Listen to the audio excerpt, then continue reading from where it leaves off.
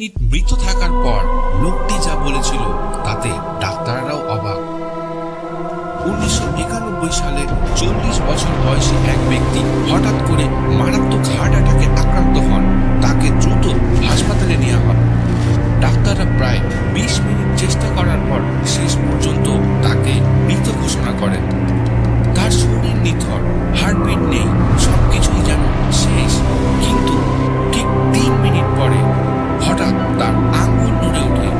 প্রথমে নার্সরা ভাবলো এটা হয়তো ভুল দেখছে তারা, কিন্তু কয়েক সেকেন্ডের মধ্যেই সে হঠাৎ করে শ্বাস নিতে শুরু করে।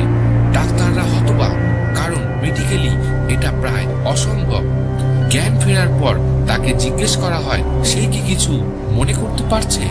সে ধীরে ধীরে বলে, আমি একটা অন্ধকার ঠান্ডা জায়গায় ছিলাম, চারপাশে কিছুই ছিল না, কিন্তু একটা কণ্ঠস্বর বারবার বলছিল ফিরে যাও, এখনো তোমার সময় হয়নি।